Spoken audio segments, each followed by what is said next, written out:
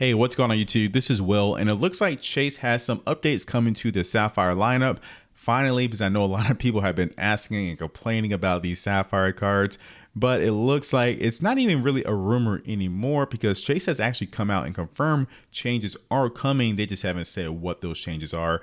And the evidence that we've seen for these rumored changes are pretty strong considering that they were actually coming from an Ultimate Rewards agreement found on the Chase website. Now, unfortunately, I don't have access to that agreement anymore because it was already taken down, but I've seen it from some other videos, I'm sure. So let's go and jump into it, guys. But before we do that, be sure to subscribe for more videos and like this video. Easy way to, support the channel, and I would greatly appreciate it. So first we have the Sapphire Preferred card, and this is the card that most people wanted changes to, and it's getting most of the changes between the two cards. So the first new benefit is going to be a $50 annual hotel credit, which is going to be a card member year credit, and it must be booked through the Chase travel portal. So overall, a $50 credit for a $95 annual fee. We're assuming the annual fees is going to stay at $95. I would say the $50 credit is fair. However, it kind of sucks that you have to use it through the Chase travel portal, just because the travel portal can be kind of limited when it comes to, actual options for hotels. It could be more expensive. You could be missing out on particular deals that the hotel is offering. And it's kind of, not the best benefit here, especially when you consider that the Sapphire Reserve card just has an easy to use $300 travel credit. But I think that they're giving us this hotel credit through the Chase travel portal because they'll get a commission when you actually book through the Chase travel portal, which will offset the cost of this annual fee or this annual credit. And that's how they're going to keep the annual fee at what it is at $95. In fact, they may even make money on this if you were to actually book through the travel portal and you're only going to give you a $50 credit. So it's a business decision and, I respect it, but it is kind of sucky to be honest. Next, we have the points that you actually earn with your spend. And most of these are just to get lined up with the new Freedom Flex card. So we knew these benefits were going to come on the Sapphire Preferred and the Sapphire Reserve card when the Freedom Flex card was launched. So none of this should be really a big surprise for anyone. So the first one is going to be 5x back on travel booked through the Chase travel portal. So same thing as the Freedom Flex card. And again, it kind of sucks that you have to do it through the Chase travel portal. But I have personally had some good experiences booking through the Chase travel portal over the past 4 or 5 years since I've been with Chase. And I've only booked through the portal maybe like 2 or 3 times actually, but each time, the prices were fair and I really didn't have too much of an issue. Next, we have 3x back on dining, streaming services, and online groceries. So 3x back on dining is to get, in line with the Freedom Flex card. The streaming services is a nice little surprise, but honestly, if you're trying to collect Ultimate Reward points on streaming services, you're best off just getting the Ink Cash card, which gives you 5x back, no annual fee, and it gets you 5x back in some other categories, such as your phone bill, your internet bill, any online subscriptions like maybe Microsoft Office or Adobe or something like that. You get 5x back as well. So Ink Cash card is my favorite credit card in the Chase lineup, and if you don't have it, you're not doing Chase right. So definitely think about picking that up. And then next, it's going to be 5x back or 3x back on online groceries. So a lot of people want a grocery category on the Sapphire Preferred card.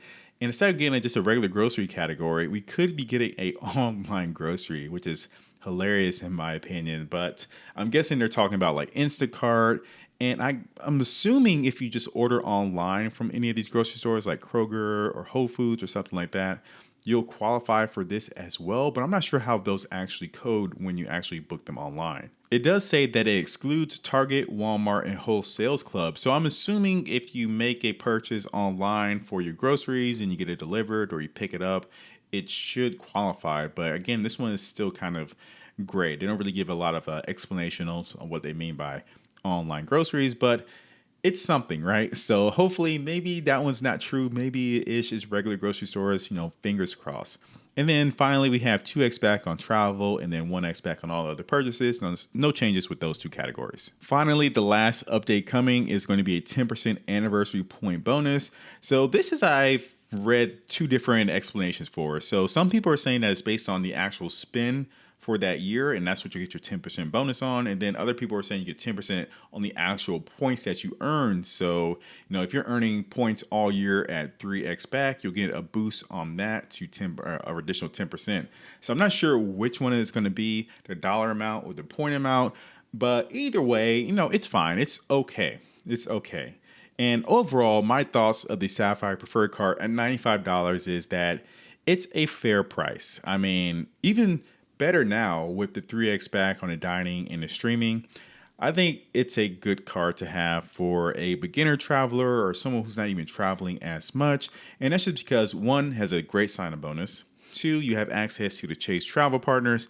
And three, you are going to be in that Chase ecosystem where you can accumulate points on other cards like the Freedom Flex, the Freedom Unlimited, the Ink Cash card, or any of the Ink cards in general. So the Sapphire Preferred card, in my opinion, is in a decent place.